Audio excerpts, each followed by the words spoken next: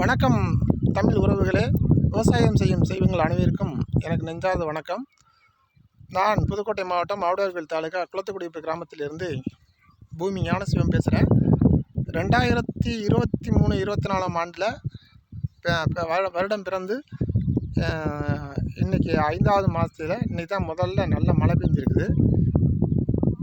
ரொம்ப சந்தோஷமாக இருக்குது. கடந்த 2 மாதமாக வெயில் வாட்டி வதச்சிருச்சு மக்களை. ரொம்ப கஷ்டப்பட்டு போயிட்டோம். ஆடு மாடுகள் கூட குடிக்க தண்ணி இல்லை. அந்த சூழ்நிலை இந்த மழை பெஞ்சது ரொம்ப இதமான சூழ்நிலை நிலவுது.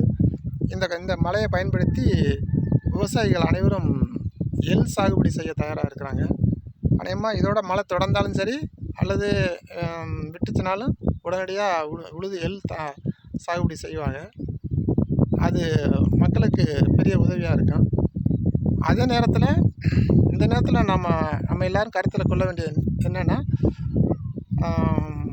விவசாயிகள் உழவு பணி செய்கிறதுக்கு கடல் தொழில் செய்யும் நண்பர்கள், மீனவ நண்பர்களுக்கு அரசாங்கம் மானிய விலையில் டீசல் வழங்குறது மாதிரிக்க விவசாயிகளுக்கும் டீசல் கொடுத்தாக்க மானிய விலையில் கொடுத்தாக்க ரொம்ப உதவியாக இருக்கும். அதை இந்த பகுதி மக்களுடைய கோரிக்கையாக அவங்க சார்பாக நான் அரசாங்கத்தை வைக்கிறேன். அது பெரிய அளவில் உதவியாக இருக்கும் ஜனங்களுக்கு. ஏன்னா விவசாயம் ஒரு பெரிய லாபகரமான தொழிலாக இல்லை. இருந்தாலும் கைவிட்டுறக்கூடாதுங்கிறதுக்காண்டி மக்கள் செஞ்சுக்கிட்டு இருக்க வேண்டிய கட்டாயத்தில் இருக்கிறோம். அது மாதிரி இப்போ கடந்த 2023, 2022, 23, 21, 22 கடந்த வருடங்களுக்கு இந்த ஆவுடையார்கோவில் பகுதியில் தாலுகா குளத்துக்குடியிருப்பு கிராமம் மற்ற சுற்றுவட்டார கிராமங்களுக்கு அரசாங்கம் இன்சூரன்ஸும் கொடுக்கல. அதனால் பெரிய அளவில் நஷ்டத்தை தான் சந்திச்சிருக்கிறாங்க. ஏன்னா பயிர் பட்டு போனதுக்கு நிவாரணம் கொடுத்தாங்க, ஆனால் இன்சூரன்ஸ் கொடுக்கல. இது எந்த கணக்குன்னு தெரியலை. அப்போ அதுவும் இழப்பு தானே. பட்டு போனதுனால தானே, பயிர் விளையாமல் பட்டு போனதுனால இன்சூரன்ஸுக்கு நிவாரணம் கொடுத்தாங்க. அதுக்கு எங்களுக்கு இன்சூரன்ஸ் கிடைக்காது, பெரிய வேதனையாக இருக்குது. அதை பரிசீலனை பண்ணி ஜனங்களுக்கு எங்களுக்கு இன்சூரன்ஸ் கிடைக்கிறதுக்கு ஆவணம் செய்யணும். 2021, 22க்கு நிவாரணம் கொடுத்தாங்க. 23, 22, 23க்கு நிவாரணம் கொடுக்கல. 21, 22க்கு நிவாரணம் கிடச்சிச்சு. இதெல்லாம் மக்களுடைய கோரிக்கையாக பரிசீலனை பண்ணி நிவாரணம் கிடைக்க ஏற்பாடு பண்ணணும். இந்த வருஷமும் அதே மாதிரிக்கே தான் விவசாயம் பட்டு போச்சு. போன வருஷமும் பட்டு போச்சு, இந்த வருஷமும் பட்டு போச்சு. அரசாங்கம் கண்டுக்கலை. ஆட்சியாளர்களும் மக்களால் தேர்ந்தெடுக்கப்பட்ட பிரதிகளும் கண்டுக்கலை. அதுவும் சங்கடமாக தான் இருக்குது. இருந்தாலும் இந்த சூழ்நிலையில் திரும்பவும் விவசாயிகளுக்கு அரசாங்கத்தில் மானிய விலையில் டிராக்டர் கொடுக்குறதாகலாம் மாஞ்சி விளம்பரம் வருது. ஆனால் இதுவரையிலும் யாருக்கும் கொடுத்ததாக வாங்கினதாக ஒன்றுமே தெரியலை.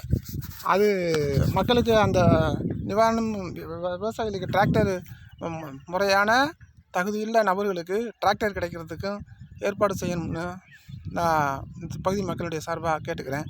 மேலும் பாருங்கள் மக்களே, மழை பெய்யலைன்னு நம்ம வருத்தப்படுறோம். ஆனாக்க மழை பெய்யாமல் இருக்கிறதுக்கு என்ன காரணம்னு நம்ம ஆராய்கிறது இல்லை. நம்ம இந்த இருக்கிற வெளிநிலங்களில் இவ்வளவு காடு கரை இருக்குது. இதுகளில் மரங்கள் இல்லை. அந்த காலங்களில் வாகை மரம், இது மஞ்சனத்து மரம், வேப்ப மரம் இதெல்லாம் நிறையா இருக்கும். பனை மரங்கள்லாம் இருக்கும். மழை வேணும்னு பெஞ்சிச்சு.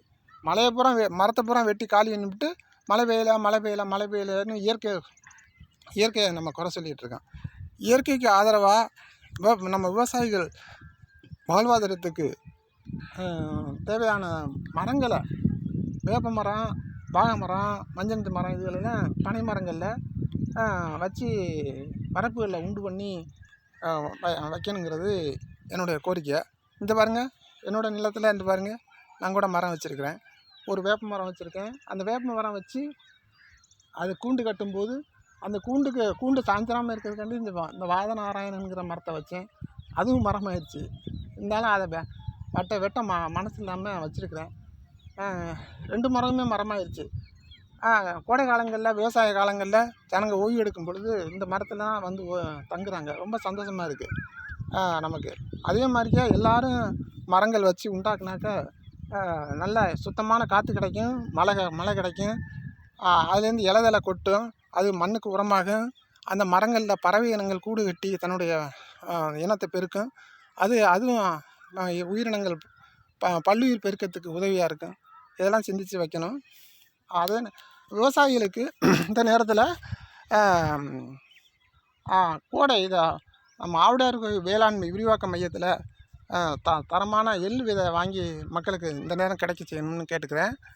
அதை அங்கே இருக்கிற கையிருப்புகளை, விதை கையிருப்புகளை மக்களுக்கு தெரியப்படுத்தணும். அதையும் நான் கேட்டுக்கிறேன். அதை அங்கேயே வாங்கி வச்சுருந்தாக்க தெரியாது இல்லையா? அதை நான் அதையும் செய்யணும்னு கேட்டுக்கிறேன். அதனால் மரங்களை வளர்ப்போம், மழை பெறுவோம். இன்னும் நிறைய மழை பெய்யணும்னு, மக்கள்லாம் செழிப்பாக இருக்கணும்னு கடவுள்கிட்ட வேண்டுவோம். எல்லோரும் இன்புற்று வாழ்வோம். நன்றி, வணக்கம்.